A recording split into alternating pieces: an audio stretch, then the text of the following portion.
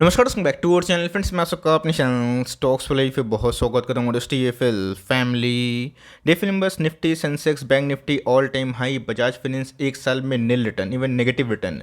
Top से बात की जाए 17% डाउन, और इसी बीच में गैस अभी के टाइम जो रिपोर्ट हमें देखने को मिल रही है तो बहुत ऐसे निवेशक हैं जो थोड़ा कंसर्न में आ जाएंगे। बिकॉज आपको पता है कभी भी बड़े फॉरेन पोर्टफोलियो इन्वेस्टर्स की बात की जाए, फंड हाउसेस की बात की जाए, अगर वो हम लोगों का निवेशित शेयर में निवेश करते हैं तब कोर्स कॉन्फिडेंस बिल्ड होता है। और इसी बीच में अगर वो अपने स्टेक को काटते हैं जब स्टॉक में डिक्लाइन हो तब कोर्स गैस एक सोचने पे मजबूर हमें वो होता हुआ देखने को मिलता है। तो गैस यहाँ पे बजाज फाइनेंस में जेफरीज ने अपने स्टेक को कट किए हैं और ये गैस बहुत ही सुर्खियाँ पे था। इवन गैस आज इसको बहुत लोगों ने कवर भी किया था, लेकिन दोस्तों अंदर की बात समझने की आवश्यकता है। और ऐसा नहीं कि कोई भविष्यवाणी है कि कोई अगर ग्लोबल फंड हाउस कोई शेयर से निकलता है तो उधर पे एग्जिट कर लेना चाहिए। बिकॉज हाल फिलहाल में गैस मैंने आपको अपडेट किया था कि म्यूचुअल फंड ने, एफआईआईज ने और एचएनआईज ने अपने स्टेक को बजाज फाइनेंस में बढ़ाया, लेकिन इसी बीच में जेफरीज जो वर्ल्ड के बहुत रेनाउंड ब्रोकर हाउस में आती है, उनके स्टेक कम होने से बजाज फाइनेंस में क्या इंपैक्ट पड़ सकता है, आने वाले कल में कब तक ये चल सकता है, ये बहुत ही इंपॉर्टेंट मुद्दा ज़रूर है। इसलिए गैस अपना जो प्रॉपर एनालिसिस है एकदम सरल भाषा में ज़रूर समझाने की कोशिश करूंगा। रिक्वेस्ट है वीडियो के एंड तक बने रहें, और चैनल फर्स्ट टाइम होंगे सब्सक्राइब कर सकते हैं इस तरह क्वालिटी कंटेंट को सबसे पहले एक्सेस करने के लिए। Now without telling any for time, let's begin. मैं हाल फिलहाल में एक कमेंट पढ़ रहा था कि सर प्रिंस पाइप एस्टल के नंबर्स इतने ख़राब हैं, और उसके बाद उसमें रिकवरी हमें देखने को मिली। Because of poor numbers stock को और गिरना चाहिए था, और due to high numbers, high profit, high margins, high top line, उसके बावजूद बजाज फाइनेंस नहीं भाग रहे हैं। तो शेयर मार्केट सही में एक जुआ वाला प्लेस हमें देखने को मिलता है। तो ध्यान रखिए दोस्तों, शेयर मार्केट में एक लोग का दिमाग नहीं काम करता है, हज़ारों करोड़ों का दिमाग काम करता हुआ दिखाई पड़ता है। ये कैसे एक तरह का खेल है, लेकिन लॉन्ग टर्म में कैसे हमेशा जीत इन्वेस्टर्स की होती है, ट्रेडर की नहीं होती है।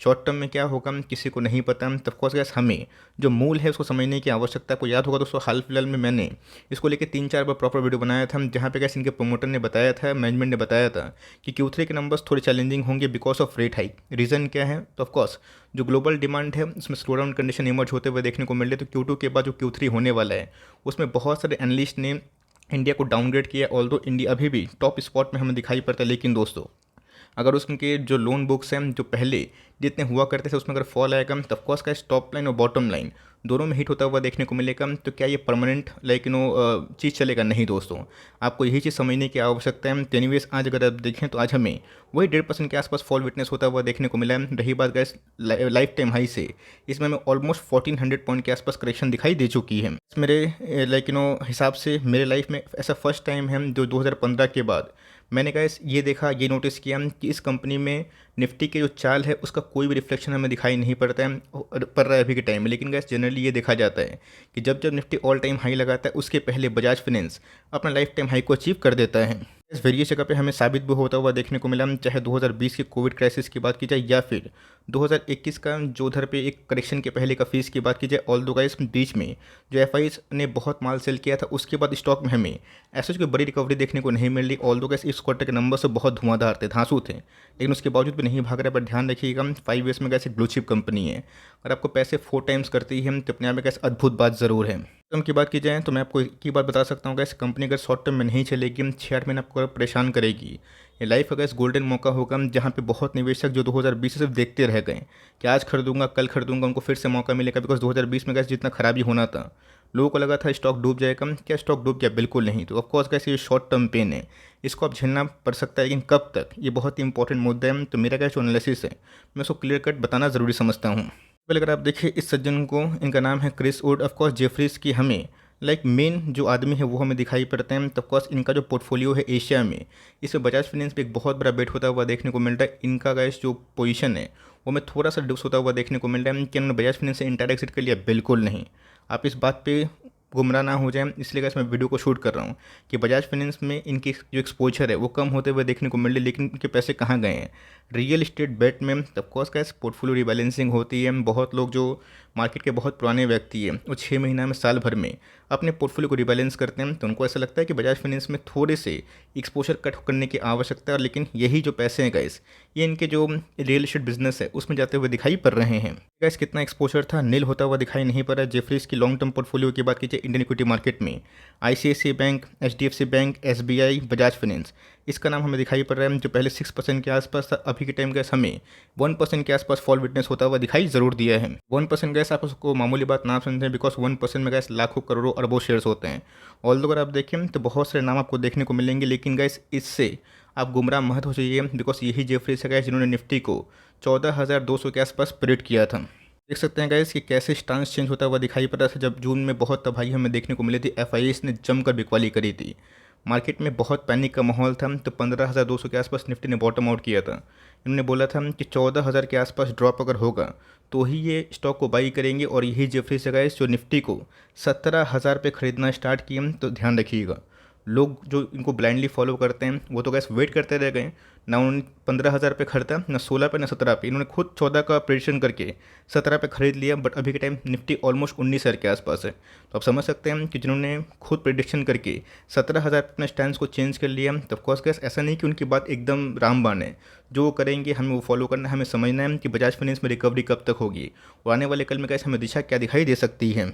संजीव बजाज की बात की जाए तो जिन्हें गैस आपको पता है चेयरपर्सन हमें दिखाई पड़ते हैं किसके, बजाज फिनसर्व लिमिटेड के। इनका गैस बीच में इंटरव्यू हमें दिखाई पड़ रहा था, जहाँ पे इनको लगता है कि इंडिया को अपना असली जो पोटेंशियल है वो शो करने के लिए भारत में 10 बजाज फाइनेंस और 10 एचडीएफसी से बड़े जो कंपनीज़ हैं वो होना चाहिए। ऑफकोर्स कैसा वो पता है कि कोई भी देश की इकोनॉमी बैंक इन्वेस्टी के ना कोलैप्स हो जाएगी। बैंकिंग सिस्टम गैस सबसे इंपॉर्टेंट होता है, और इसीलिए गैस मैं 2 साल पहले से ही आपको बैंकिंग की पावर समझाने की बहुत बार कोशिश कर चुका हूँ। तो ध्यान रखिएगा, आने वाले कल में अगर आपको लगता है कि इंडिया ग्रो करेगा तो बजाज फाइनेंस ग्रो करना पड़ेगा, बिकॉज आपके हाथ में कोई पैसा नहीं थमाएगा तो हम लोग एसी कहाँ से खरीदेंगे, टीवी कहाँ से खरीदेंगे, मोबाइल कहाँ से खरीदेंगे। 90% गैस लोग ईएमआई से ही परचेज करते हैं, तो ईएमआई देने वाली कंपनी कौन सी है? बजाज फाइनेंस सबसे प्रमुख कंपनी हमें दिखाई पड़ती है। रही बात रिलायंस जियो की, रिलायंस का जो गैस एक फाइनेंस आर्म है उसका डिमर्जर होता हुआ देखने को मिल रहा है, तो क्या वो बहुत इंपैक्ट करेगा? बिल्कुल नहीं। मार्केट का सबके लिए बहुत खुला हुआ है, और आप समझिए कि इंडियन मार्केट में आबादी कितनी है, कितने लोग दोस्तों आने वाले कल में लोन परचेज कर रहे हैं और कर सकते हैं। इसको आप फोकस करें। रही बात का इस टेक्नोलॉजी बेस्ड कंपनी को हाल फिलहाल में इस कंपनी ने एक्वायर भी किया था, जो अपने जो ट्रेडिंग जो अपने प्लेटफॉर्म को गैस बहुत ही अच्छे कर रहे हैं। अगर आप बजाज फाइनेंस से जुड़े हुए हैं, इनके ऑफिस में काम करते हैं, आपको समझ में आएगा कि इनोवेशन में गैस कंपनी बहुत ही काम कर रही है। तो रही बात पोर्टफोलियो रिबैलेंसिंग की, जेफरीज ने कट कर दिया। इसका मतलब ही नहीं कि हमें कट करना है। जेफरीज ने तो गैस 15,000 पे बोला था कि 14,000 के आसपास आएगा तो ही मैं बाइंग करूँगा, पलटी मारी ना गए 17,000 के आसपास। तो सेम गैस मैं यही बोलना चाहता हूँ कि कंपनी अगर अच्छी होगी, ये प्लस माइनस चलते रहेगा। आपको गैस लॉन्ग टर्म में जो अर्निंग पोटेंशियल है इससे कॉम्प्रोमाइज़ करने की आवश्यकता नहीं है। ये बात गैस मैं एकदम कोर जो आंकड़े हैं वही समझाने की कोशिश कर रहा हूँ। ऑफकोर्स इंडिया के जीडीपी की बात की जाए, पहले लोगों ने अनुमान किया था 7.9, फिर 7.5, 22-23 की मैं बात बोल रहा हूँ, फिर गैस वो गिर के 7%, और अभी के टाइम में 6.8 से 7% के आसपास हमें देखने को मिल रहे हैं।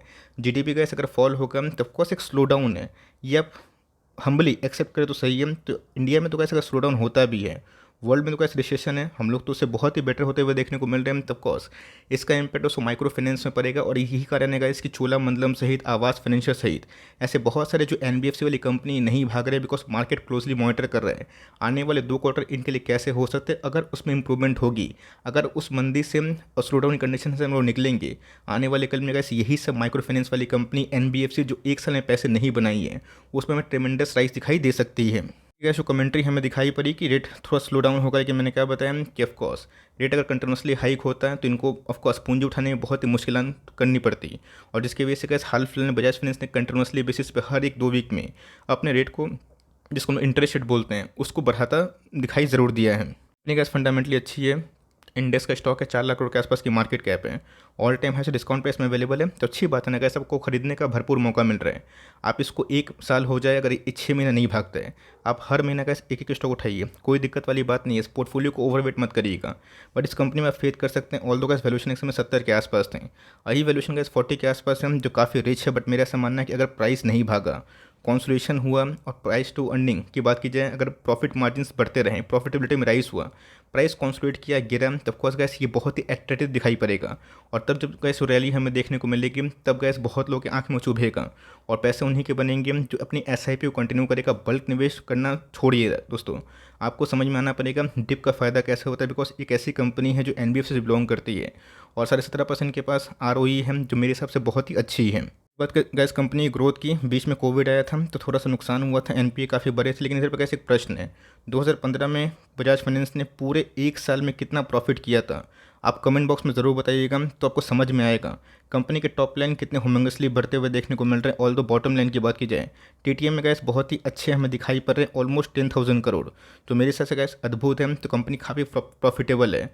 बिजनेस में शॉर्ट टर्म अगर स्लो डाउन होती है तो यही रीज़न है गैस, यही मेन रीज़न है, मुझे ऐसा पर्सनली फील होता है, जिसकी वजह से मार्केट इसको प्रीमियम नहीं दे रहा। बट यस, ये फेस से कैसे जब हम निकलेंगे और जीडीपी में गैस फिर से जब अपग्रेडेशन हमें देखने को मिलेगी, जब वर्ल्ड उससे निकलेगा, रशिया यूक्रेन का मैटर ऑलमोस्ट समाप्त हो जाएगा और उधर पे गैस फेडरल रिजर्व की रेट हाइक नहीं होती है, ये मार्केट के लिए बहुत ही अच्छी खबर हो सकती है। तो 15 में गैस कितना प्रॉफिट था, देखते हैं कितने लोग सही जवाब दे पाते हैं। और लोग अगर आप देखें तो हर साल गैस कंपनी के प्रॉफिट बढ़ रहे हैं।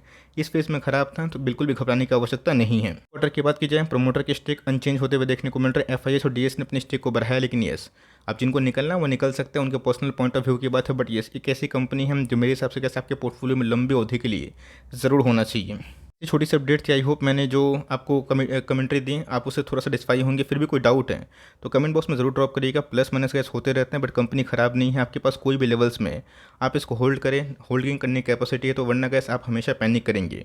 और मेरा ऐसा मानना है कि 6 महीने पैसे नहीं बनते तो कोई दिक्कत वाली बात नहीं, हर महीना गैस एक स्टॉक उठाइए। जल्दीबाजी गैस पैसा बनाने की मत रखिए, बिकॉज इसके पहले स्टॉक कितना था 2019-20 में 5,000 के आसपास। ये तो अच्छी बात है कि जो कॉन्सोलेशन है, फ्रॉथ वो निकल रहा है।